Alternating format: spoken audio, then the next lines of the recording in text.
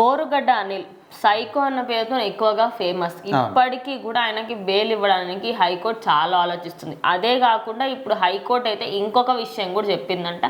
ఇదైతే ఆయనకు పక్కా షాక్ అని చెప్పేసి అంటున్నారు. బెయిల్ విషయంలో నిరాకరించడం కాదు, ఆల్మోస్ట్ ఇంకా మేము ఇవ్వము, అసలు ఇలాంటి వ్యక్తులను క్షమించేదే లేదు అనే విధంగా హైకోర్టు చెప్పింది ఏకంగా. సో ఆయన అలాంటి నేరాలు చేశారు అనమాట. అంటే నేరాలు ఈ కేసులన్నీ కూడా పక్కన పెడితే ముఖ్యంగా సోషల్ మీడియాలో అది ఆడవాళ్ళు కానీ, తల్లి కానీ, చెల్లి కానీ, కనీసం చిన్న పిల్లలని కూడా చూడకుండా ప్రతి ఒక్కరి మీద ఘోరాతి ఘోరంగా బూతులు తిడుతూ వీడియోలు కానీ పోస్టులు పెట్టిన వ్యక్తి బోరుగడ్డ అనిల్.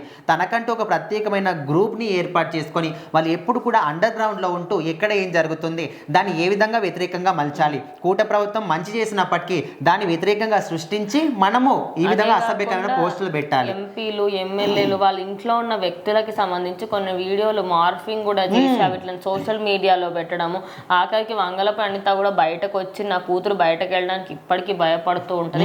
ఇంత దారుణమైన సిచ్యువేషన్ కి తీసుకొచ్చారు కూటమి ప్రభుత్వాన్ని అని చెప్పేసి తను ఎన్నోసార్లు చెప్పారు. ఇట్లా చాలా వాటిలలో ఈయన హస్తం అయితే ఉంది. మెయిన్లీ పవన్ కళ్యాణ్ తిట్టడంలో, పవన్ కళ్యాణ్ ఒక మాట అనడంలో ఈయనకైతే ఇంకెక్కువగా ఈయన అందులో పిహెచ్డి చేశారని అనుకోవచ్చు. వాళ్ళ మదర్ ని, వాళ్ళ భార్యల్ని, ఆఖరికి వాళ్ళ కొడుకుని, కూతురు కాకుండా అందరినీ ఇష్టం వచ్చినన్ని మాటలు, ఆ మాటలు బయట బూతులు అన్నమాట. ఇంకా మనం నోట్తో చెప్పలేము. ఇంకా వాటిని ఆయన మాత్రమే మాట్లాడగలరు తప్ప ఎవరు కూడా మాట్లాడలేరు. ఇక్కడ చంద్రబాబు నాయుడిని, పవన్ కళ్యాణ్ చిటికలో చంపేస్తా, అసలు ఇన్ని బూతులు మాట్లాడుతూ సోషల్ మీడియాలో ఇంత అసభ్యకరమైన పోస్టులు పెట్టిన వ్యక్తిని బోరుగడ్డ అనిల్ తప్ప ఇంకెవ్వరు కూడా ఉండరు అనుకోవచ్చు. అంటే ఆల్మోస్ట్ వైసీపీలో ఉన్న వాళ్ళందరూ కూడా అదే పని చేస్తారు. కానీ ఈయన పిహెచ్డి కావచ్చు, ఇంకా పై చదువులు ఏముంటే అన్ని కూడా ఈయనకి ఇవ్వచ్చు అనమాట.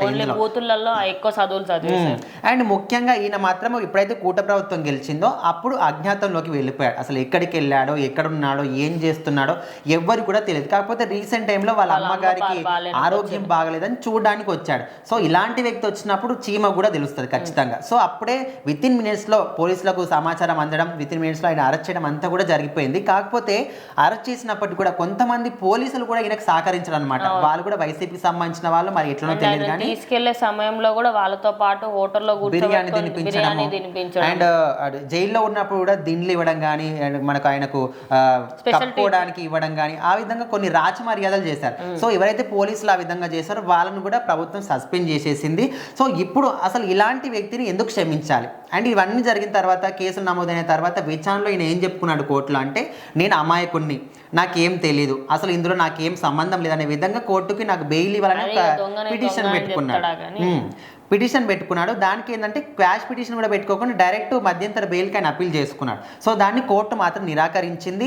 అసలు నీకు బెయిల్ ఇవ్వడం కాదు కదా, అసలు నీలాంటి వాడిని క్షమించే ప్రసక్తే లేదు, బెయిల్ ఇంకా నీకు రాదు అనే విధంగా హైకోర్టే చెప్పేసింది. సో మొత్తానికి హైకోర్టే తేల్చి చెప్పడం వల్ల ఖచ్చితంగా ఇంకా కొన్ని రోజులు, ఇంకా అది ఎన్ని రోజులు ఉంటారో తెలియదు, ఖచ్చితంగా ఆయనకు జైలు శిక్ష తప్పదు అనే విధంగా అనుకుంటున్నారు. సో మొత్తానికి అయితే వైసీపీ వాళ్ళు కూడా కొంతమంది దీనికి రియాక్ట్ అవుతున్నారు. ఎందుకంటే మా వైసీపీ మీద ఇంత దురాచారం ఏంటి, మీరు ఇన్ని కుట్ర కట్టారా, ఎన్ని రోజుల నుంచి ఇదంతా కూడా పెట్టుకున్నారు, ఇట్లా రకరకాలుగా అంటున్నప్పటికీ వాళ్ళు చేసిన తప్పులు వాళ్ళ గుర్తుకొస్తున్నాయి. ఇప్పుడు ఈయన మీద వేటు పడింది, రేపు వాళ్ళ మీద వేటు పడవచ్చు అని ఒక ఆలోచనతో, భయంతో ఇవంతా కూడా మాటలు చెప్తున్నారు. సో మొత్తానికి బోరుగడ్డ అనిల్ విషయంలో మాత్రం హైకోర్టు మాత్రం ఇంకొక పెద్ద షాక్ ఇచ్చిందని చెప్పుకోవచ్చు.